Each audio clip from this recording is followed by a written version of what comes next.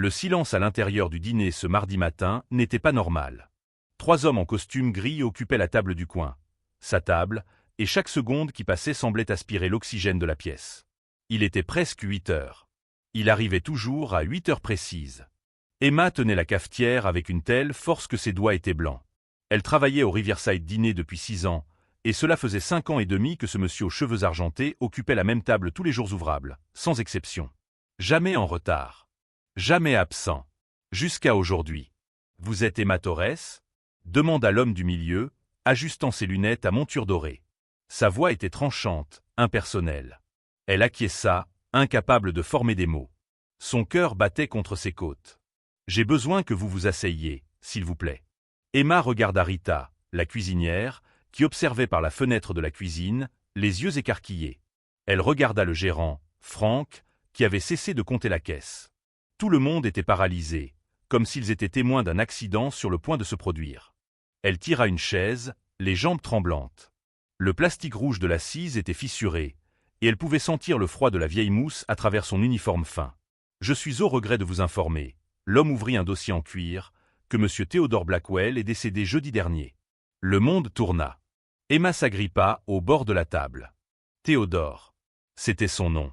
En 5 ans et demi de conversation quotidienne, il n'avait jamais dit son nom complet. Elle l'appelait simplement Monsieur Théo.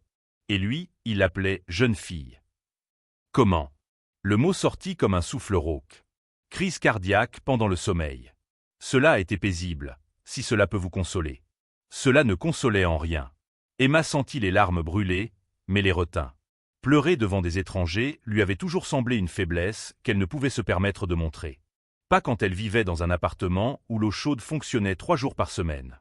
Pas quand chaque centime de pourboire allait directement pour payer les médicaments de sa mère. « Je suis désolée, » murmura-t-elle. « Mais pourquoi êtes-vous ici ?» Le deuxième homme, plus jeune, avec une fine cicatrice au-dessus du sourcil, se pencha en avant. Parce que M. Blackwell a laissé des instructions très spécifiques. Son testament a été lu hier. Et vous avez été mentionné. Emma cligna des yeux. 1 fois. 2 fois. Moi? Ça n'a pas de sens. Je ne faisais que lui servir du café. Apparemment, dit le troisième homme, qui jusqu'alors était resté silencieux, vous avez fait bien plus que cela. Ils glissèrent une épaisse enveloppe sur la table. Papier crème, lourd, avec un seau de cire rouge déjà brisé. À l'intérieur se trouvait une lettre manuscrite. L'écriture était tremblante, mais lisible. Chère Emma, si vous lisez ceci, cela signifie que je suis parti. Je m'excuse de ne pas m'être correctement adressé à vous avant de partir. Mais les adieux ont toujours été ma faiblesse. Au cours de ces dernières années, vous m'avez traité comme un être humain. Pas comme un fardeau. Pas comme un vieil homme invisible. Vous coupiez mon pain parce que mes mains n'obéissaient plus. Vous chauffiez mon café exactement à la bonne température. Vous me demandiez comment s'était passée ma journée et écoutiez réellement les réponses. Cela peut vous sembler peu. Pour moi, c'était tout. Ma femme, Margaret, disait que la véritable mesure d'une personne réside dans la façon dont elle traite ceux qui ne peuvent rien lui offrir en retour. Vous avez réussi le test que la plupart échouent. C'est pourquoi je prends une décision que beaucoup remettront en question. Mais c'est ma décision, et je la prends en toute conscience. Les détails viendront. Pour l'instant, sachez simplement ceci. Vous méritez plus que ce que cet endroit peut vous offrir. Avec une gratitude éternelle. Theodore Blackwell. Emma lut 3 fois. Puis 4. Les mots semblaient écrits dans une autre langue, comme si son cerveau refusait de traiter ce qu'elle voyait. « Je ne comprends pas », murmura-t-elle. L'homme aux lunettes dorées referma le dossier avec un claquement sec. « Vous héritez de 200 000 $ en espèces. Et de la propriété de cet établissement, évaluée à environ 4 800 000 $. Le bruit qui sortit de la gorge d'Emma n'était pas humain. C'était quelque chose entre un sanglot et un cri étouffé. La cafetière glissa de sa main et se brisa au sol, répandant verre et liquide brun partout. Frank lâcha l'argent de la caisse et courut. Quoi? Quoi? Théo était le propriétaire d'ici? Emma peinait à former la phrase. Tout ce temps, M. Blackwell possédait cet immeuble depuis 32 ans, expliqua l'homme à la cicatrice. Il l'a acheté en mémoire de sa défunte épouse, qui rêvait de posséder un restaurant. Il n'a jamais interféré dans la gestion. Il se contentait d'observer. Emma se leva si vite que la chaise tomba en arrière. Elle se dirigea vers la table du coin, où Théo s'asseyait toujours. Le coussin du siège portait encore l'empreinte de son corps, une légère dépression dans le rembourrage usé. Il y avait une tache de café ancien dans le coin de la table, de toutes ces fois où elle remplissait sa tasse sans en renverser un peu. Elle toucha la surface froide de la table et laissa enfin ses larmes couler. « Je ne savais pas » murmura-t-elle dans le vide. « Je ne savais rien. » Personne ne savait, dit l'homme aux lunettes. C'était exactement ce qu'il voulait. Monsieur Blackwell a vécu les dernières années de sa vie de manière simple et anonyme. Il a testé beaucoup de personnes sur son chemin. Vous avez été la seule à réussir. Testé ? Emma se retourna brusquement. Que voulez-vous dire par là ? Mais avant que quiconque puisse répondre, la porte du dîner s'ouvrit avec tant de force que la clochette heurta la vitre. Une femme entra. Grande, cheveux blonds impeccablement coiffés, portant un tailleur beige qui valait probablement plus que le salaire annuel d'Emma. Derrière elle, un homme plus jeune, aux yeux froids et à la mâchoire carrée. Où est-elle ? Cracha presque la femme. Où est l'opportuniste ? Les avocats se levèrent immédiatement. Celui du milieu tendit la main. Madame Blackwell, s'il vous plaît. Ce n'est ni le moment ni l'endroit. Ce n'est pas le moment ? Elle rit, mais il n'y avait aucun humour dans ce son. Mon beau-père vient de donner la moitié de sa fortune à une simple serveuse et vous me dites que ce n'est pas le moment ? Emma sentit tous les regards du restaurant se tourner vers elle. Rita sortit de la cuisine. 2 clientes au comptoir arrêtèrent de mâcher. Même le bruit de la friteuse sembla diminuer. La femme marcha directement vers Emma, ses talons claquant sur le sol en linoléum fissuré. Elle l'examina de haut en bas avec un regard capable de décaper la peau. Alors c'est vous. La Samaritaine. La petite sainte qui a conquis le cœur du vieux fou. Je n'ai rien conquis, parvint à dire Emma, bien que sa voix tremblât. Je me contentais de le traiter avec respect. Respect, répéta la femme, savourant le mot comme s'il était du poison. Vous savez combien mon mari a travaillé pour construire l'empire de la famille Blackwell ? Combien de nuits il a passé au bureau, tandis que Théodore gâchait tout dans des caprices sentimentaux. L'homme jeune posa la main sur l'épaule de la femme. Maman, partons. Les avocats vont régler ça. Mais elle se dégagea. Non. Elle doit entendre. Elle se rapprocha encore d'Emma, si près qu'Emma pouvait sentir le parfum cher et l'haleine de café expresso. Vous n'avez aucune idée de ce que vous venez d'hériter. Aucune idée des ennemis que vous venez de vous faire. Et certainement aucune idée de la manière dont vous serez détruite. C'est une menace ? Demanda Emma, et elle fut surprise de la fermeté de sa voix. La femme sourit. C'était le genre de sourire qu'Emma avait vu dans des documentaires sur les requins. Non, ma chère. C'est une promesse. On se voit au tribunal. Elle sortit comme un ouragan, le fils suivant derrière elle. La clochette tinta à nouveau, et le silence revint. Mais c'était un silence différent maintenant. Lourd. Menaçant. Emma regarda les avocats. Que voulait-elle dire par tribunal ? L'homme aux lunettes soupira, rangeant les papiers dans le dossier. Diana Blackwell, veuve du fils de Théodore, a déjà contesté le testament. Elle allègue une influence indue et une manipulation émotionnelle. L'affaire sera entendue vendredi prochain. Mais je n'ai rien fait. Je ne savais même pas qui il était. Nous le savons. Et le juge le saura aussi. Mais d'ici là, je vous suggère de trouver un bon avocat. Car Diana Blackwell ne perd généralement pas ses batailles. Ils laissèrent d'autres papiers sur la table. Documents, formulaires, chiffres qu'Emma ne pouvait pas traiter. Puis partirent, la laissant seule au milieu des éclats de verre et du café renversé. Frank s'approcha doucement, comme si elle était un animal blessé qui pourrait attaquer à tout moment. Emma, c'est vrai ? Vous êtes la propriétaire maintenant ? Elle le regarda. Rita. Les tables vides et le comptoir usé. L'endroit où elle avait passé les 6 dernières années de sa vie à servir, nettoyer, sourire malgré l'épuisement et la douleur. Je ne sais pas, murmura-t-elle. Je ne sais plus rien. Et alors, pour la première fois depuis des années, Emma Torres s'effondra. Les larmes vinrent en vagues, et Rita la serra dans ses bras pendant qu'elle pleurait. Elle pleurait pour Théo, qu'elle n'avait jamais vraiment connu. Elle pleurait par peur de ce qui allait venir. Et elle pleurait parce que, pour la première fois de toute sa vie, quelqu'un avait vu sa valeur. Quelqu'un avait cru qu'elle méritait mieux. La question était, réussirait-elle à prouver que Théo avait raison ?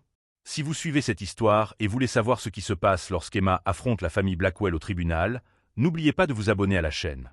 La suite va tout changer. Emma ne dormit pas cette nuit-là. Ni la suivante. La 3e nuit, elle abandonna enfin et resta assise sur le lit étroit de son appartement, observant les fissures au plafond qui formaient des cartes de lieux qu'elle ne visiterait jamais. 200 000 $. 4 800 000. Les chiffres dansaient dans sa tête comme des figures abstraites, sans réel sens. C'était trop d'argent pour être vrai. Trop de pouvoir pour quelqu'un comme elle. Le téléphone sonna à 6 heures du matin. Emma décrocha au deuxième coup de fil, le cœur déjà battant. Mademoiselle Torres, une voix féminine, professionnelle. Je m'appelle Patricia Holloway. Je suis avocate spécialisée dans les litiges testamentaires. J'ai été engagée par le cabinet de M. Blackwell pour vous représenter dans cette affaire. Nous devons parler de toute urgence. 2 heures plus tard, Emma était assise dans un bureau au 23e étage d'un immeuble vitré du centre-ville. Patricia était une femme d'une 50aine d'années, cheveux gris attachés en chignon serré, yeux capables de lire à la fois contrats et âmes humaines avec la même facilité. Je vais être direct. Patricia posa un épais dossier sur la table en verre. Diana Blackwell est l'une des femmes les plus puissantes de cette ville.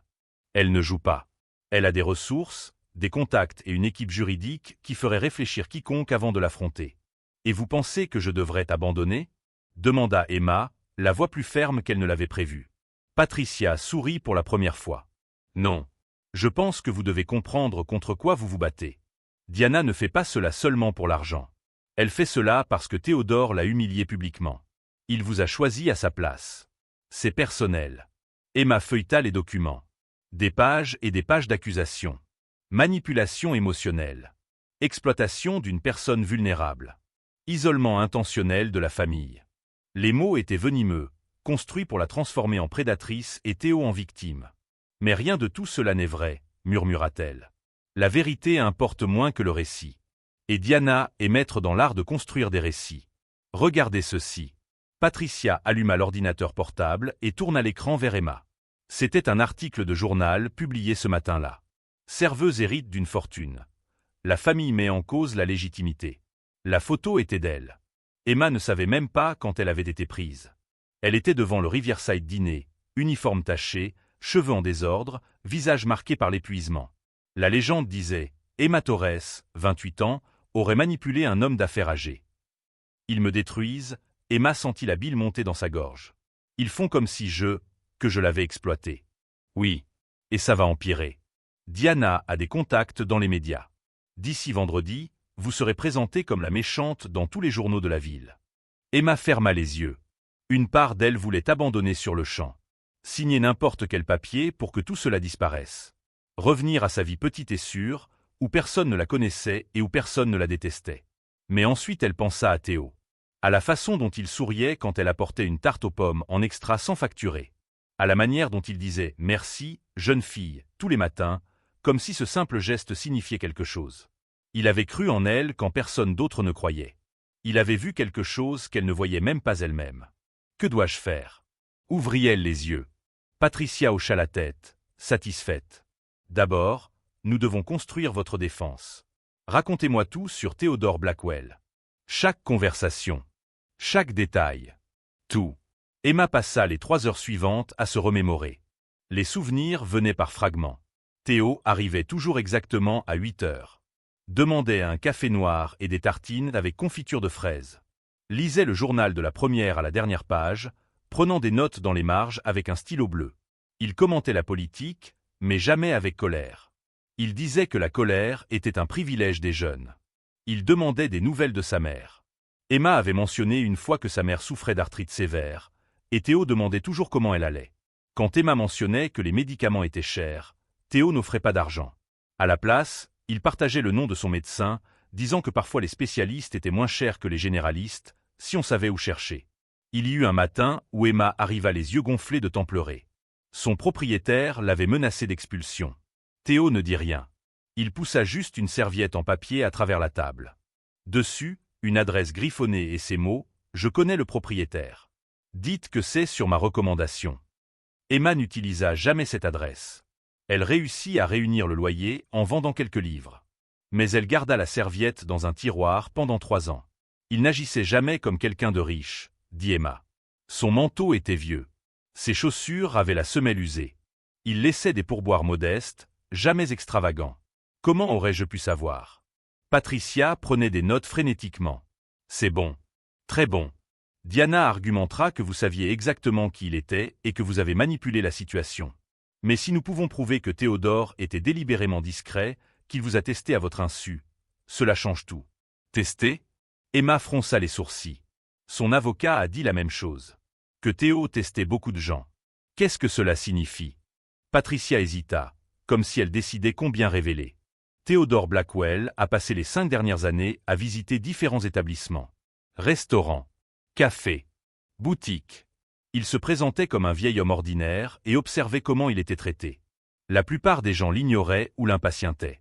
Vous étiez différente. Mais je faisais juste mon travail.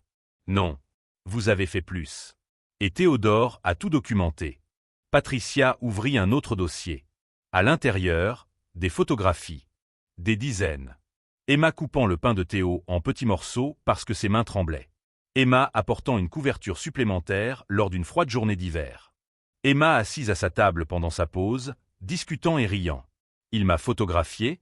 Emma ressentit quelque chose d'étrange dans la poitrine. Ce n'était pas de la colère. C'était plus doux. Tristesse, peut-être. Ou reconnaissance. Il a documenté votre bonté. Comme preuve. Comme indication que vous méritiez ce qu'il avait prévu de donner. Emma toucha une des photos. Elle souriait. Un sourire authentique, pas le sourire fatigué et automatique qu'elle affichait à la plupart des clients. Elle se reconnaissait à peine. Il y a plus, dit Patricia, sortant un petit carnet en cuir. Théodore tenait un journal. Les 18 derniers mois y sont consignés. Je vais lire un passage. Elle ouvrit une page marquée et lut à voix haute. 23 mars. Emma est arrivée en retard aujourd'hui. Je pouvais voir l'inquiétude dans ses yeux, mais elle a quand même souri. Elle m'a encore demandé comment s'était passée ma journée. Margaret disait que la gentillesse sous pression est la forme la plus pure de caractère. Emma possède cela. Elle me rappelle tant d'elle. Pas par son apparence, mais par son essence. J'ai décidé. Elle sera mon choix. Les mots flottèrent dans l'air. Emma sentit les larmes brûler, mais cette fois, ce n'était ni la peur ni la confusion. C'était une douleur douce, la douleur d'être vue. Vraiment vue. Margaret était sa femme, expliqua Patricia. Elle est morte il y a 7 ans. Cancer. Théodore ne s'en est jamais complètement remis. Diana et son fils, Richard, ont essayé de le contrôler après cela. Ils voulaient le mettre dans une maison de retraite luxueuse. Gérer ses finances. Il a refusé. Il a dit qu'il devait vivre ses dernières années de manière significative. Et Diana a détesté cela. Diana a détesté perdre le contrôle. Et maintenant elle fera tout pour le récupérer. Y compris vous détruire dans le processus. Emma prit une grande inspiration. Alors que faisons-nous? Patricia referma tous les dossiers et regarda Emma droit dans les yeux. Nous allons au tribunal et raconter la vérité. Mais Emma, vous devez comprendre quelque chose. Diana n'attaquera pas seulement le testament. Elle vous attaquera. Votre vie. Votre caractère. Chaque erreur que vous avez commise sera exposée. Chaque moment de faiblesse sera utilisé contre vous. Êtes-vous prête pour cela? Emma pensa à sa mère malade. Aux années à travailler en double shift. À toutes les fois où elle était invisible, jetable, oubliable. Elle pensa à Théo, qu'il avait vu quand personne d'autre ne la voyait. Je le suis, dit-elle. Mais 3 jours plus tard, lorsqu'Emma arriva au tribunal, elle n'était pas préparée à ce qu'elle trouva. L'escalier était rempli de journalistes. Les caméras clignotaient. Les micros étaient poussés vers elle. Des questions criaient de tous côtés. Emma, est-il vrai que vous avez séduit Theodore Blackwell? Vous saviez pour sa fortune depuis le début? Combien de temps a duré la relation? Patricia la guida à travers la foule, mais Emma pouvait sentir le poids de chaque regard. Jugement, mépris, fascination morbide. Dans la salle d'audience, la salle était pleine. Et au premier rang, posture impeccable et expression glaciale, se trouvait Diana Blackwell. À côté d'elle, le fils, Julian, Emma découvrit son nom dans les documents. Il observait Emma comme si elle était un insecte intéressant sous un microscope. Le juge entra. Une femme plus âgée, visage sévère, mais yeux suggérant une intelligence aiguisée. Cour de la famille, affaire numéro 4782. Diana Blackwell contre Emma Torres. Contestation de testament. Avocat, présentez vos arguments initiaux. L'avocat de Diana se leva. Homme grand, cheveux parfaitement coiffés, voix résonnant avec autorité. Votre honneur, c'est un cas de manipulation flagrante. Ma cliente, Diana Blackwell, cherche justice pour un homme qui ne peut plus se défendre. Theodore Blackwell, dans les derniers mois de sa vie, a été systématiquement isolé de sa famille et soumis à l'influence indue d'une jeune femme qui a exploité sa vulnérabilité émotionnelle. Chaque mot était un couteau. Emma resta impassible, mais ses mains tremblaient sous la table. Mademoiselle Torres, continua-t-il, la regardant directement, a cultivé une relation avec M. Blackwell dans un seul but, un gain financier personnel. Elle s'est présentée comme sauveuse, comme fille de substitution, comme la seule personne qui se souciait. Pendant ce temps, elle l'a délibérément éloignée de sa véritable famille. « Ce n'est pas vrai, » murmura Emma à Patricia. « Ce n'est pas encore notre tour, » répondit Patricia doucement. L'avocat continua pendant 20 minutes. Il peignit Emma comme une prédatrice calculatrice. Décrivit Théo comme victime fragile et confuse. Présenta des preuves qu'Emma avait recherché la famille Blackwell en ligne des mois avant la mort de Théo. Emma sentit le sol se dérober. Elle avait effectivement fait ses recherches. Quand les avocats étaient arrivés, elle voulait comprendre qui était Théo. Mais cela semblait coupable. Cela semblait confirmer tout ce que Diana disait. Quand ce fut enfin le tour de Patricia, Emma pouvait à peine respirer. Patricia se leva lentement. Aucun drame dans ses mouvements. Juste une confiance calme. Votre honneur, la véritable manipulation dans cette affaire ne vient pas d'Emma Torres. Elle vient d'une famille qui a traité Theodore Blackwell comme un actif financier, pas comme un être humain. Elle vient de personnes qui n'ont montré d'intérêt que lorsque de l'argent était en jeu. Diana bougea sur son siège. Julian lui chuchota quelque chose à l'oreille. Theodore Blackwell, continua Patricia, a passé ces dernières années à tester l'humanité. Il cherchait la bonté véritable dans un monde qui n'offre généralement que transactions. Emma Torres ne savait pas qui il était. Elle ne savait pas ce qu'il possédait. Elle l'a simplement traité avec une dignité de base. Et pour cela, Théodore l'a récompensé. La juge prit note. Nous présenterons des preuves, dit Patricia, qui démontreront de manière concluante qu'Emma ignorait l'identité et la richesse de M. Blackwell. Nous prouverons que toutes les interactions ont été documentées par Théodore lui-même comme partie de sa recherche d'un héritier digne. Et nous prouverons que la véritable injustice serait de permettre à ceux qui ont négligé Théodore de profiter de sa mort. Le premier jour se termina sans verdict. Emma sortit par la porte de derrière pour éviter les journalistes. Mais Diana la trouva dans le couloir vide. « Vous pensez vraiment que vous allez gagner ?» demanda Diana, voix basse et dangereuse. « Vous n'êtes personne. Je suis tout dans cette ville. » Emma la regarda. Pour la première fois, elle ne ressentit pas la peur. Elle ressentit de la colère. « Peut-être que c'est pour ça que Théo m'a choisi, » dit-elle. « Parce qu'être quelqu'un signifie si peu quand on oublie d'être humain. » Diana resta sans voix une seconde. Une seule seconde. Mais ce fut suffisant pour qu'Emma passe devant elle, tête haute.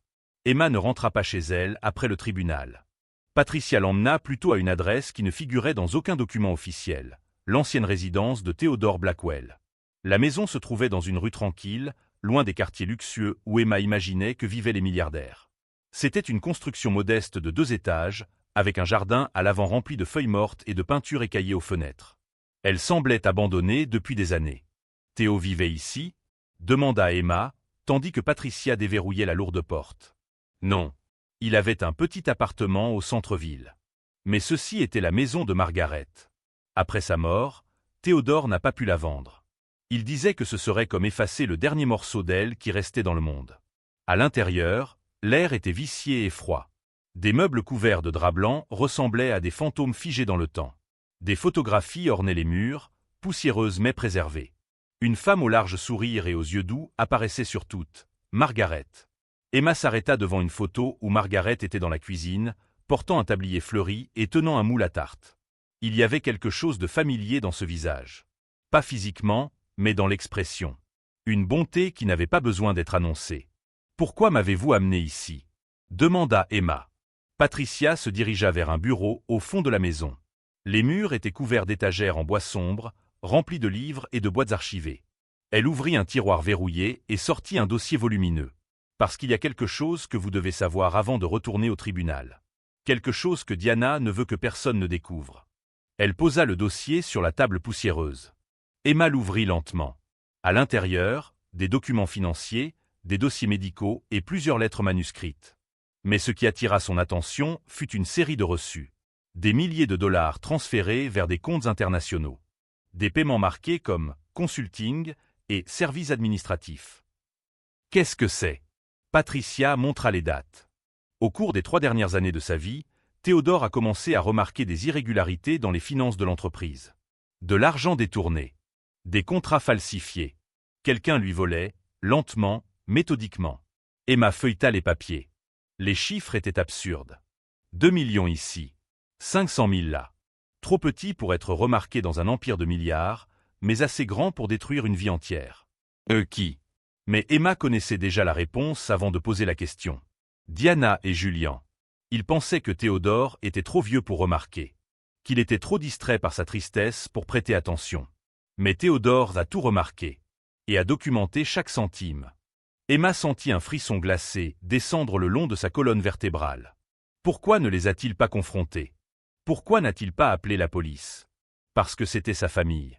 Le seul fils qui lui restait et le seul petit-fils. Théodore était seul au monde. Il voulait croire qu'il y avait une explication. Une justification. Alors il a engagé des détectives privés, rassemblé des preuves et attendu. Attendu quoi? Patricia sortit un autre dossier. Il contenait des rapports détaillés. Conversations enregistrées. Emails interceptés.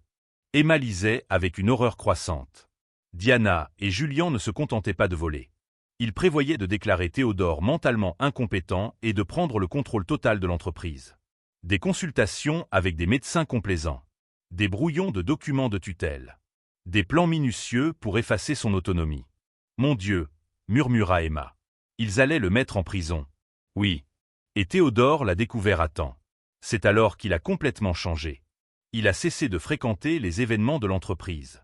Il s'est éloigné de sa famille. Et a commencé sa quête. Une quête pourquoi? Pour quelqu'un qui mériterait son héritage. Quelqu'un qui ne serait pas corrompu par la cupidité. Quelqu'un comme Margaret. Emma s'assit lourdement sur une vieille chaise. La poussière se leva en nuages. Alors tout ça. J'étais un test depuis le début. Pas seulement vous. Théo a testé des dizaines de personnes pendant 5 ans. Serveuses, employés de magasins, infirmières. Il créait des situations où il pouvait observer leur véritable caractère.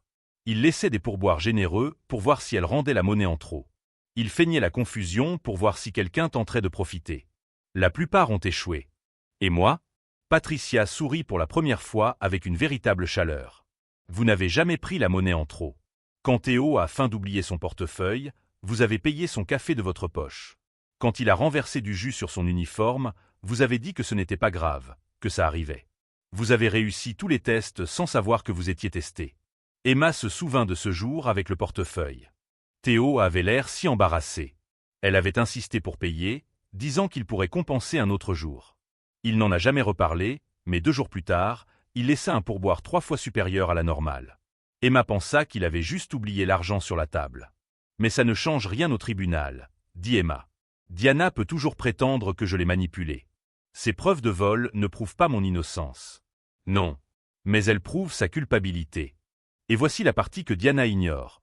Théodore a laissé des instructions très spécifiques sur le moment où ces informations devaient être révélées. Patricia ouvrit une enveloppe scellée. À l'intérieur se trouvait une lettre avec le sceau d'un notaire et datée d'il y a 2 ans. Si Diana contestait le testament, ces preuves devaient être présentées au tribunal. Théodore avait prévu chacun de ses mouvements. Il savait qu'elle n'accepterait pas de perdre. Et il a transformé sa cupidité en piège. Emma relut les documents. L'ampleur de ce que Théo avait fait était stupéfiante. Il ne l'avait pas seulement choisi. Il avait protégé ce choix. Il avait construit des défenses qui fonctionneraient même après sa mort. Il y a encore une chose, dit Patricia, hésitante. Quelque chose que vous devez décider si vous voulez utiliser ou non. Elle tendit une petite clé USB. Qu'est-ce que c'est? Des enregistrements. Théodore a installé des caméras de sécurité discrètes au Riverside Diner il y a 4 ans. Il voulait une documentation visuelle de toutes les interactions. Mais les caméras ont capturé quelque chose qu'il n'attendait pas. Patricia connecta la clé USB à un vieil ordinateur portable sur la table. L'écran clignota, puis montra l'intérieur familier du restaurant. La date dans le coin indiquait le 15 juin, il y a 2 ans. Emma se vit en train de servir du café, nettoyer des tables, sourire aux clients. Puis la porte s'ouvrit et Diana entra. Emma ne se souvenait pas de ce jour spécifiquement, mais dans l'enregistrement, il était clair que Diana n'était pas là par hasard. Diana marcha directement vers Emma et commença à parler. Pas de son, mais le langage corporel disait tout. Diana pointait Théo, assis dans le coin, gesticulant avec colère. Emma, dans l'enregistrement, semblait confuse et sur la défensive. Que s'est-il passé là? Demanda Patricia. Emma se força à se souvenir. La mémoire revint par fragments. Elle a dit que je perdais mon temps à parler avec un vieil homme inutile. Qu'il fallait que je me concentre sur les clients qui comptaient vraiment, ceux qui laissaient de bons pourboires. J'ai répondu que tous les clients méritaient le même respect. Et qu'a-t-elle dit ensuite? Emma ferma les yeux. Elle a demandé si je savais qui il était. J'ai dit non, que c'était juste un monsieur gentil. Elle a ri. Elle a dit que ce vieux pathétique était son beau-père et que je gaspillais ma gentillesse sur quelqu'un qui n'avait même pas d'importance dans sa propre famille. À l'écran, Diana se retourna et sortit. Emma, sur la vidéo, resta immobile un moment, clairement bouleversée. Puis elle marcha vers la table de Théo et remplit sa tasse de café, offrant un sourire supplémentaire. Patricia mit la vidéo en pause. Vous voyez ce que cela prouve? Diana savait que vous interagissiez avec Théodore. Elle a essayé de dévaloriser cette interaction. Et vous avez continué à bien le traiter même après avoir su qui il était pour elle. Cela détruit complètement l'argument de manipulation calculée. Emma regarda la vidéo 3 fois de plus. Chaque fois, elle voyait de nouvelles choses. La façon dont Théo observait toute l'interaction depuis son coin. La petite note qu'il prenait dans son carnet après le départ de Diana. La façon dont il regardait Emma avec quelque chose qui semblait de l'espoir. Nous pouvons utiliser cela? Demanda Emma. Nous pouvons. Mais vous devez être prête aux conséquences. Montrer cela au tribunal signifie déclarer la guerre totale à Diana. Cela signifie exposer publiquement ses crimes. Elle riposta de toutes ses forces. Emma respira profondément. Elle pensa à toutes les fois où elle est restée silencieuse. Toutes les fois où elle a accepté moins que ce qu'elle méritait. Toutes les fois où elle était invisible parce que c'était plus facile que d'être vue. Utilisez, dit-elle. Utilisez tout. Patricia hocha la tête et commença à organiser les documents. Emma parcourut la maison, absorbant chaque détail. Dans la cuisine, elle trouva un cahier de recettes manuscrit. L'écriture était celle de Margaret. Emma le remarqua en comparant avec les lettres.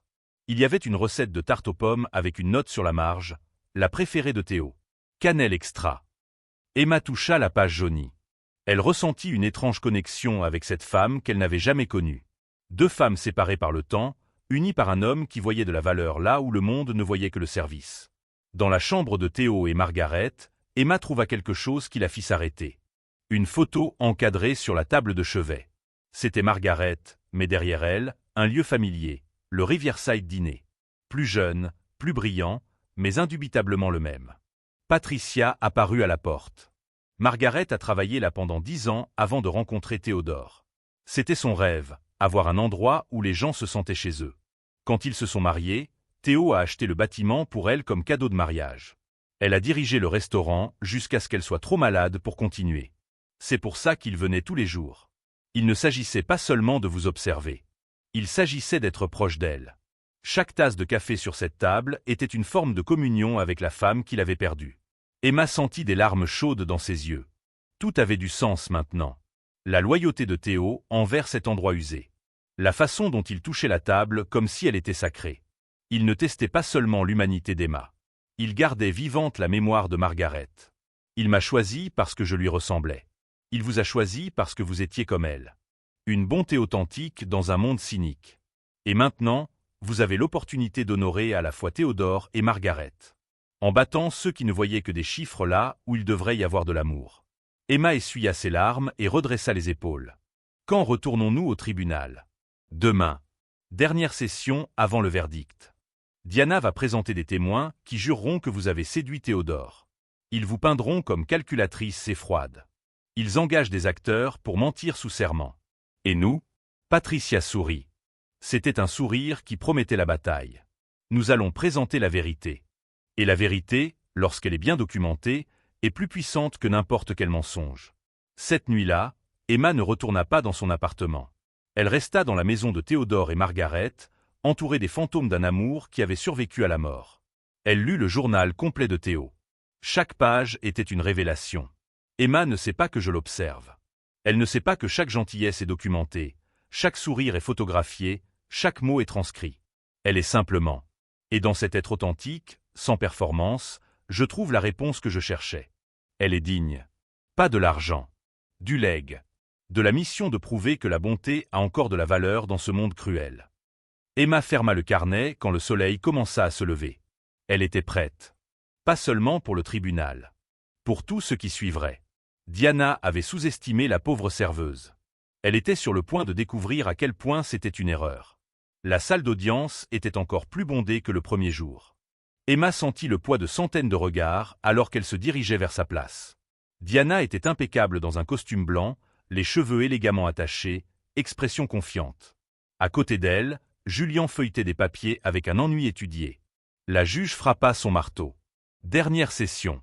La défense présentera ses témoins finaux avant les plaidoiries finales. L'avocat de Diana se leva avec un sourire victorieux. Votre honneur, nous aimerions appeler notre premier témoin. Dr Hélène Carmichael, psychiatre spécialisée en santé mentale gériatrique. Une femme d'âge moyen monta à la barre. Elle portait des lunettes sophistiquées et tenait un dossier volumineux. Elle prêta serment d'une voix ferme. Dr Carmichael, commença l'avocat, vous avez évalué les dossiers médicaux de Theodore Blackwell pour les 3 dernières années de sa vie. Quelle est votre conclusion professionnelle? Theodore présentait des signes clairs de déclin cognitif progressif. Perte de mémoire récente, jugement compromis, vulnérabilité émotionnelle accrue. À mon avis professionnel, il n'était pas en état de prendre des décisions testamentaires solides, surtout concernant des sommes importantes.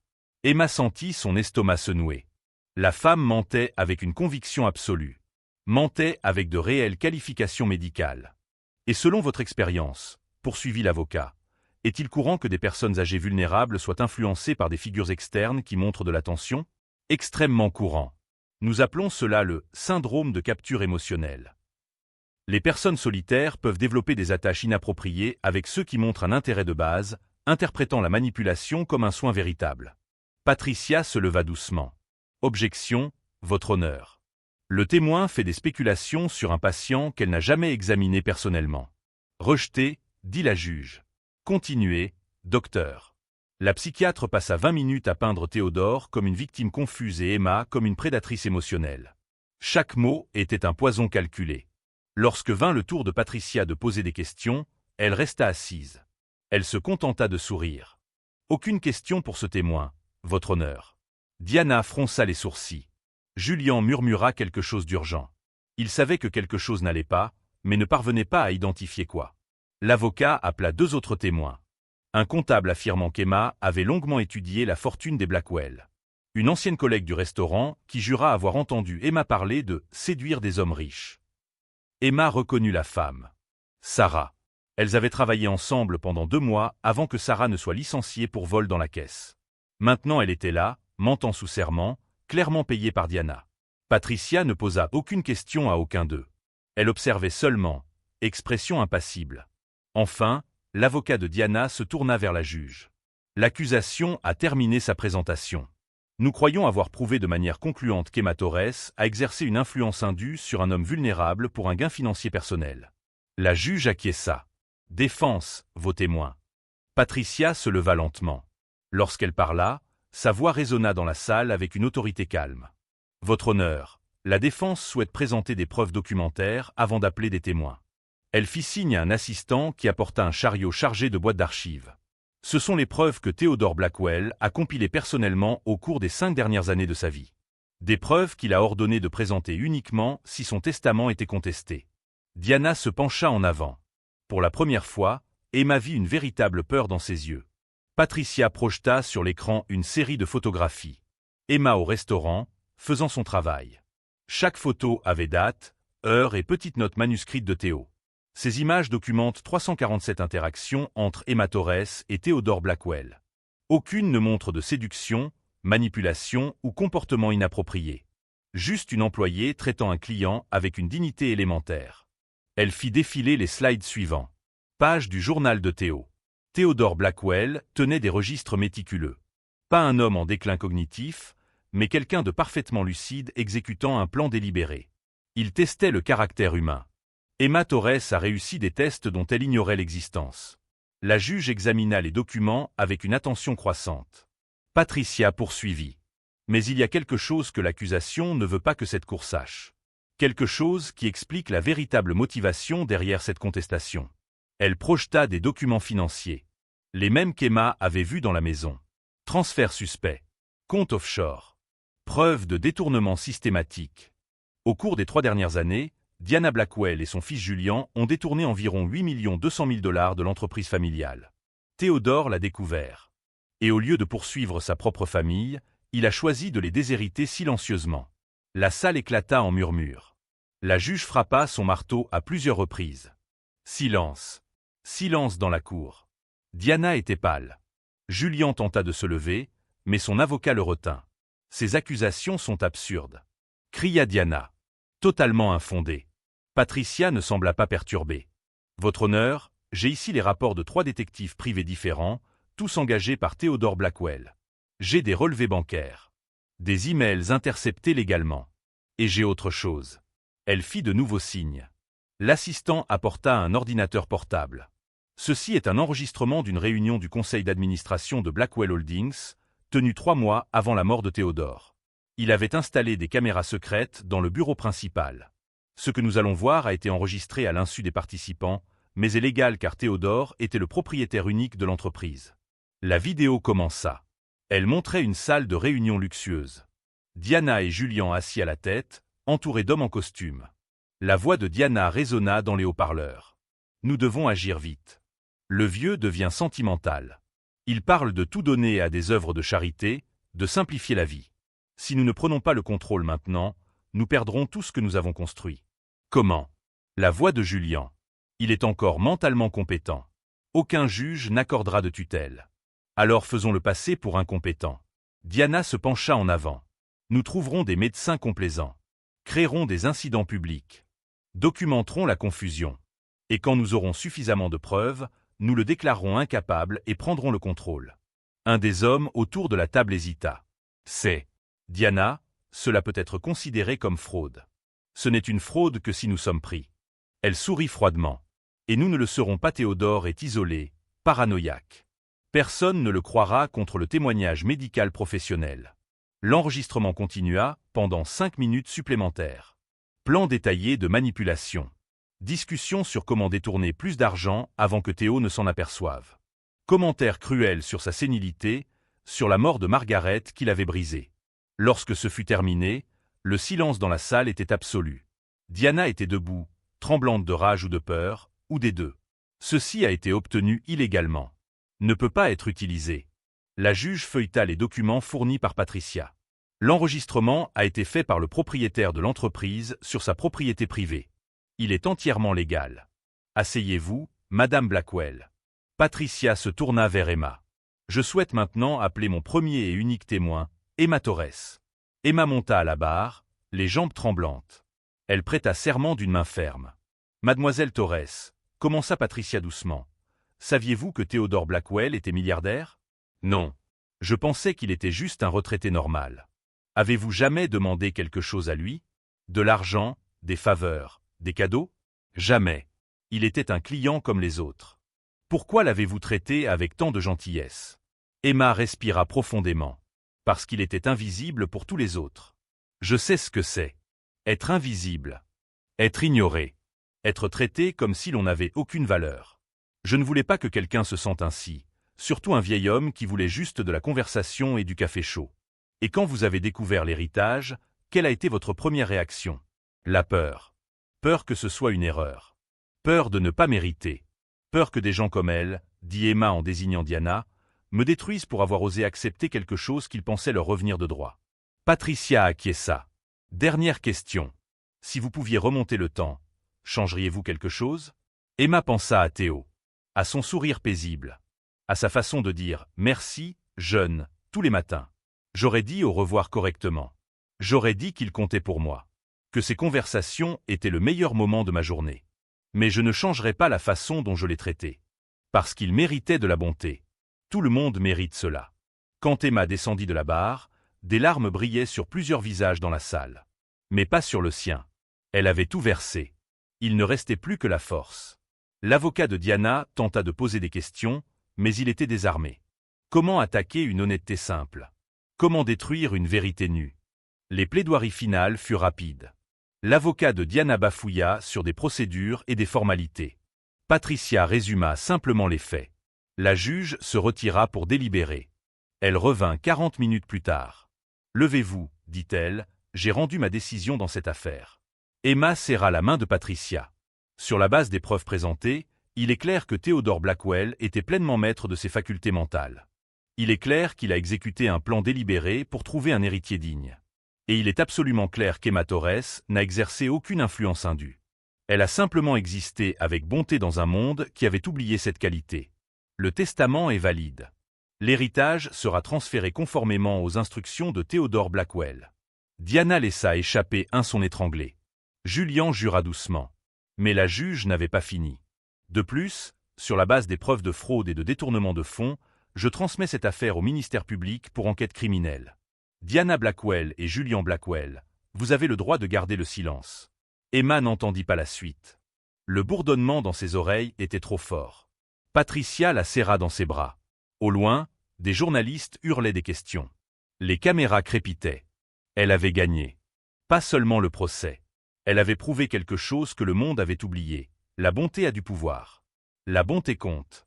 Quand Emma sortit du tribunal, la lumière du soleil l'aveugla momentanément. Mais quand ses yeux s'habituèrent, elle vit quelque chose qui la fit sourire. Au coin de la rue, un vieil homme au manteau usé demandait de l'aide pour traverser. Les passants ne le regardaient même pas. Emma s'avança, lui offrit son bras et l'aida à traverser. « Merci, jeune fille, dit-il. » Emma sourit à travers ses larmes. « De rien, monsieur. De rien. » 6 mois plus tard, Emma se tenait devant la porte du Riverside Diner, observant l'endroit qui avait été sa prison et qui était maintenant son royaume.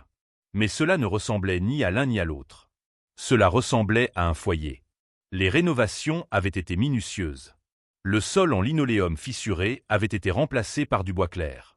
Les murs avaient reçu une peinture fraîche, tout en conservant les anciennes photographies des clients réguliers. Les banquettes rouges avaient été restaurées, pas remplacées. L'essence du lieu restait intacte. Une seule table n'avait pas été touchée.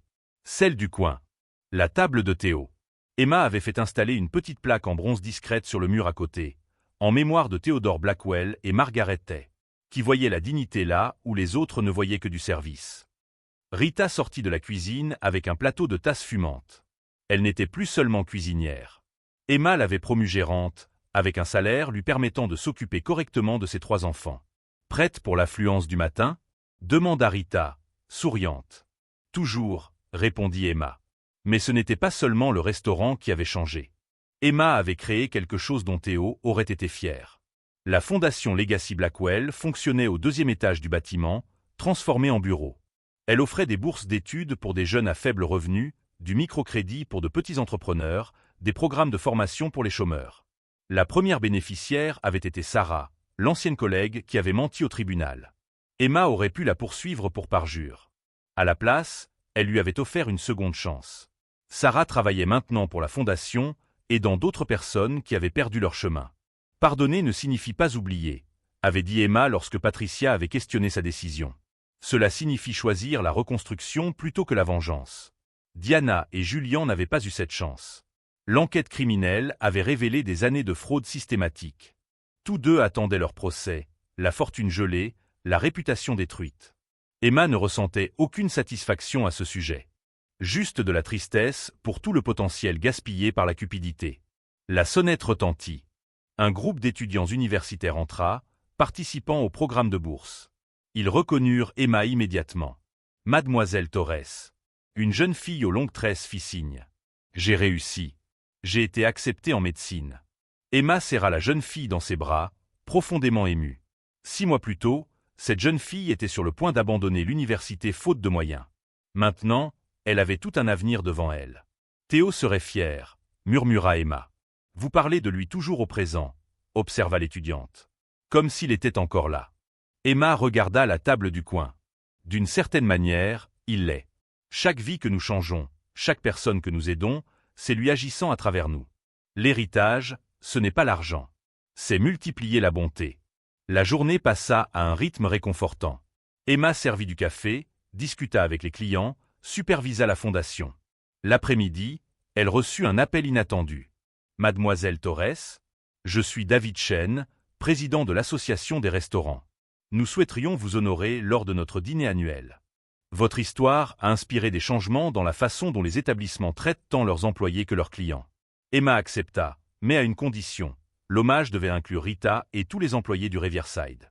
Le succès partagé était le seul genre qui en valait la peine. Ce soir-là, après le départ du dernier client, Emma resta seule dans le restaurant. Elle s'assit pour la première fois à la table de Théo. Elle semblait sacrée, presque profane. Mais elle semblait aussi juste.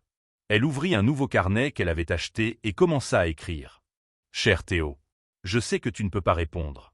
Mais j'ai besoin de te parler quand même. J'ai tant appris ces derniers mois. J'ai appris que la bonté n'est pas une faiblesse. C'est une force silencieuse. J'ai appris que la dignité vaut plus que n'importe quelle fortune. Et j'ai appris que tu ne m'as pas donné un héritage. Tu m'as donné une mission. Il y a des jours difficiles.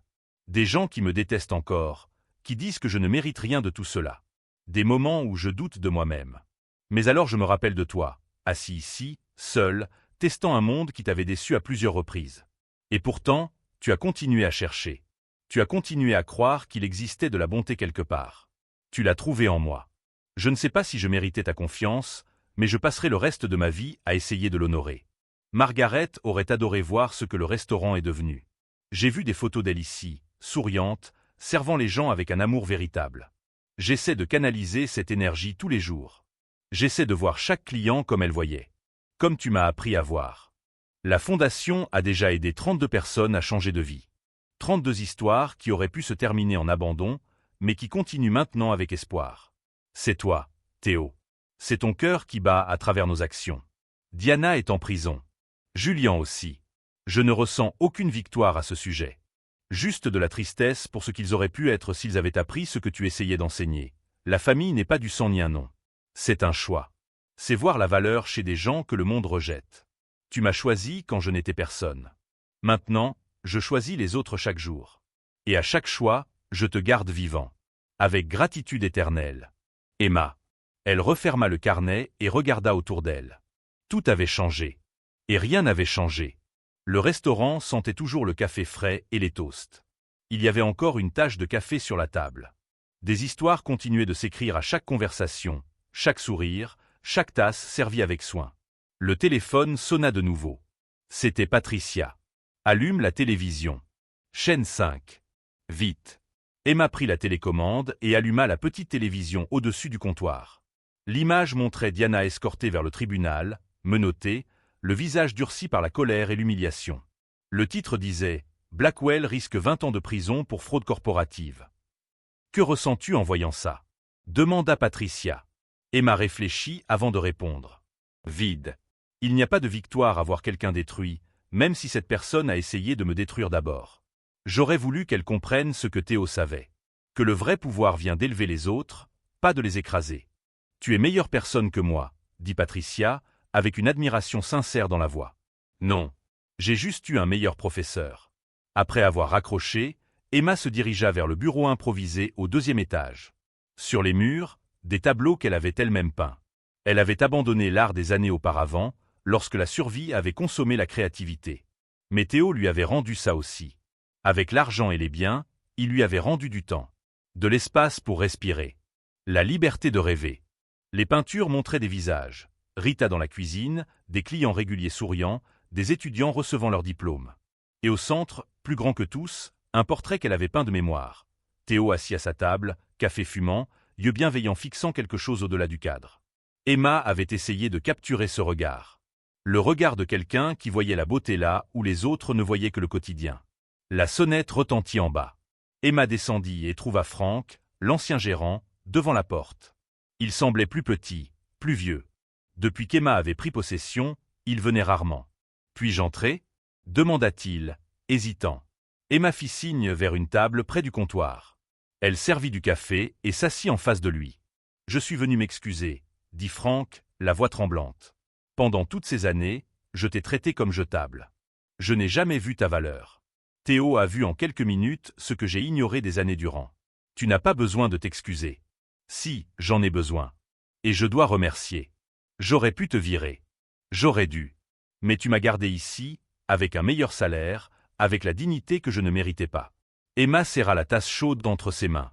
Théo m'a appris que tout le monde mérite une seconde chance. Certains ont besoin d'une 3e, voire d'une 4e. Je ne suis pas sainte, Franck. J'essaie juste d'être humaine du mieux possible. Il essuya discrètement ses larmes. C'est déjà plus que ce que la plupart font. Lorsque Franck partit, Emma verrouilla la porte et éteignit les lumières. Elle resta immobile dans l'obscurité un instant, absorbant le silence. Puis murmura dans le vide. « J'ai réussi, Théo. Pas parfaitement. Mais j'ai réussi. Et je continuerai à réussir. Tous les jours. Jusqu'à mon dernier souffle. À ce moment-là, Emma jura avoir senti une présence. Quelque chose de chaud et réconfortant, comme une main invisible touchant son épaule. Le vent à travers une fenêtre fermée. Un murmure sans mots. Peut-être que c'était son imagination. Peut-être de la fatigue. Ou peut-être, juste peut-être, c'était Théo lui disant qu'il était fier.